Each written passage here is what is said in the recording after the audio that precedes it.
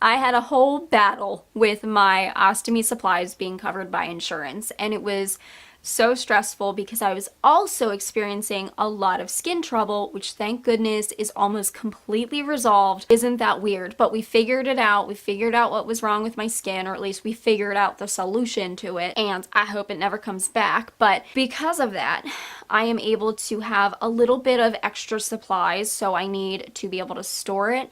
And I've mentioned this, I'm a little bit messy, okay? I'm a lot messy. So my storage became quite the mess, but recently Zach and I decided to change up this bedroom that I'm currently in. This is actually where I always film, but I'm just on the opposite side of the room. Because of that, I wanted to kind of clean everything. I really went on a cleaning rampage the last week, but I cleaned up my ostomy storage. I organized everything really nicely so it's, easily available. I'm not digging through piles of supplies to figure out what I need, which is really nice, and then finding out that I ran out of something because, it's underneath just supplies. I also want to mention this. I have a box basically of extra supplies that I have that I need to go through, just like samples of things that I've received, or companies sending me things, or sometimes you guys sending me things, which I am so thankful for. But it made me think about the organizations that do donations, so I wanted to bring them up again. Kindred Box, I do believe that's only in the United States. They're awesome. They take donations and then they obviously give out donations. So if you're either having extra supplies that you want to get rid of, or if you are looking for supplies, that's a really great option. And then Friends of Ostomates Worldwide, obviously they are worldwide, it's in the name, but they are also a great organization to donate and contact. So wanted to throw that out there. I'm going to put their links below, and if you have any other options for patients that either want to give donations or receive donations, please list them below. I know that there are ostomy support groups that deal with this as well, so just want to make sure that that information is out there because I see a lot of patients needing supplies and wanting to give away supplies. So those are great organizations that can deal with that. All right, let me finally show you my ostomy organization. All right, I'm sitting on my floor and I've got my chest of drawers here to the right, and this is basically what I've kept my ostomy supplies in for the last, I don't know, 3 years I'd say, except that after a while I gave up keeping it organized and my ostomy supplies were strewn about the whole bedroom, so it got very disorganized. And I'll tell you what, I wound up with a lot of those red and white Hollister boxes just everywhere, just everywhere in this room. So I decided to get rid of those boxes because they're very bulky, and I kind of emptied most things out of their boxes so I could fit it all in here. I just used the bottom 4 drawers of this for my ostomy supplies, and then I have another box in which I keep things that I'm not currently using, I might use, or donate. So I'm going to take you through each drawer and show you what's in there and how I tried to organize it. Alright, here are the drawers that we are going to be taking a look at today, and I'd say the bottom one is probably the most important if you have a stoma.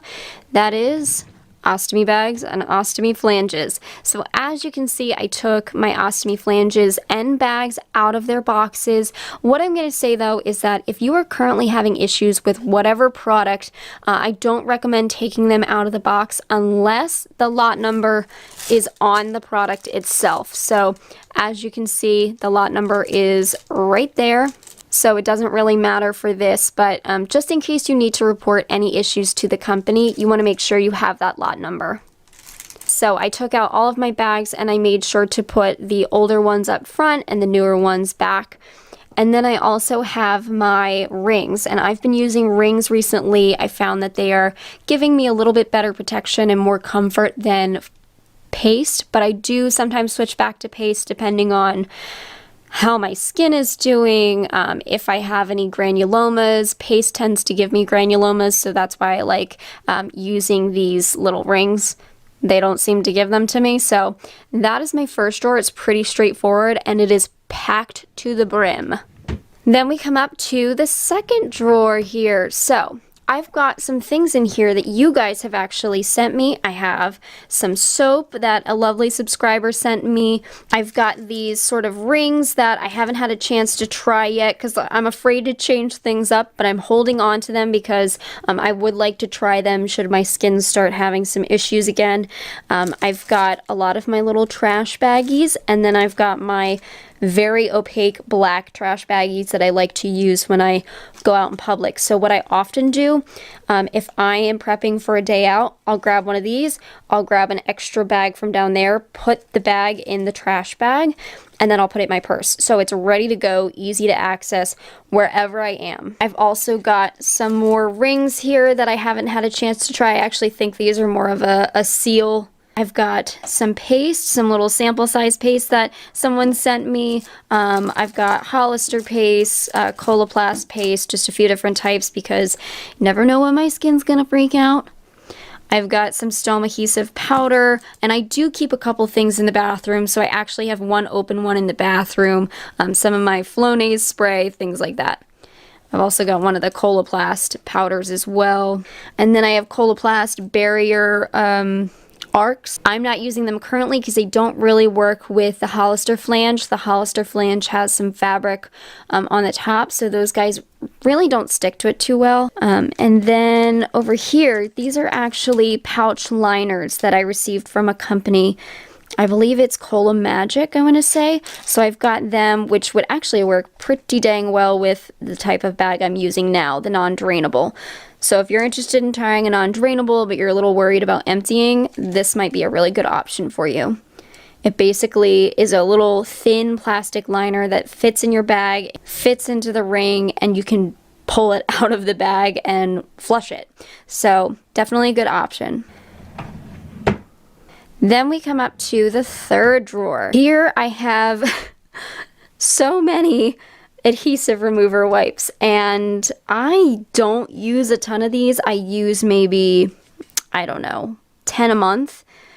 Maybe if things are getting crazy when I'm doing a change, I might use an extra one, but my insurance, I guess, covers 2 boxes a month, and there are 30 in each, so basically I have 50 extra each month. So I'm figuring out, should I hold on to them? Should I donate them? What do I do with them? I'll use them. I'll use them eventually, but it'll take me a while. I've also got some Skin Tack adhesive wipes, which I used for a while when my bag just really wasn't sticking to me. There's a lot of alcohol in those guys, so I do not like using them. They are very painful. I also have some skin barrier spray. This is my favorite. Well, I'll tell you guys, Trio is my favorite. These guys are identical. I've talked about this before. These are the same product.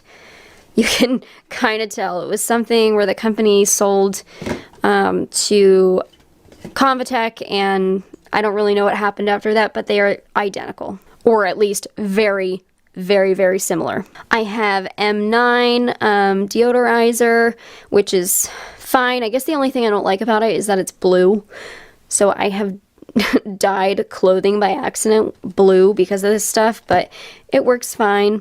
And then I keep some extra little bottles here in case I go, I actually don't like this one. I have another one down here that's got a little squirt top.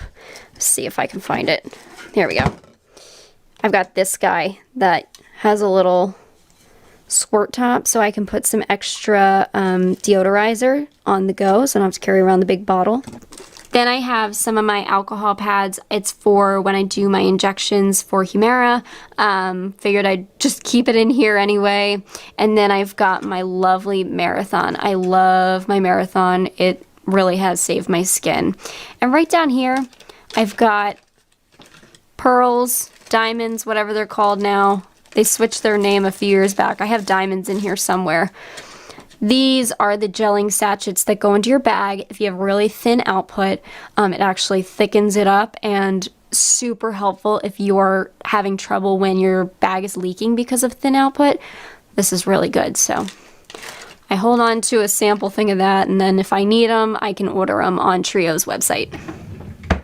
And for our final drawer here, we've got random things, totally random things. I have some Coloplast products back here. I have my bags and flanges that I used to use just in case I want to switch back to them. I've got a lot of gauze, and this gauze is actually from my proctocolectomy. It's what I use to kind of pack the area and debride it a little bit and collect some of the fluid that was coming out. I really like this gauze, and I also just keep it in case, I don't know, anybody gets a cut or a wound or something. I might as well keep it on hand. I also have Meta Honey. These are little wound dressings. This is what helped me heal my wound, my incision from my proctocolectomy. Then I have some of the Salt's Confidence bee bags. A few of you guys actually sent me these because this is what really helped my skin when it was at its worst. My skin did not react to this particular brand. It had to be the Confidence Bee ones, and you guys sent me a few different colors. I have the white ones, and unfortunately they aren't available in the US, so you know, is what it is, but I hold on to them for the really bad days. I have random other things, some random medication, a scrubby thingy that someone sent me, and some tape that I use a lot for basically everything. This, I think, was a sample. I think this is like in the WOCN catalog or whatever, because I am part of the WOCN Society, so I think that that was a sample from them. I'm not really sure. But anyway, that is the final drawer, and those are all of my ostomy supplies organized. Hopefully you enjoyed seeing how I organize all of my ostomy supplies, and it inspires you to get your stuff organized. I think it's a really good idea, just so you know exactly what you have, exactly how much you have, and that way you can hopefully cut down on costs so you're not, you know, ordering things that you don't need or you already have, and it makes sure that you do indeed have the supplies that you need to change your ostomy bag, and this is good for any medical supplies. You should keep it organized so you're aware of everything that you have. Alright guys, I hope that you enjoyed this video. I hope that you are feeling good, and I'll see you in the next. Bye!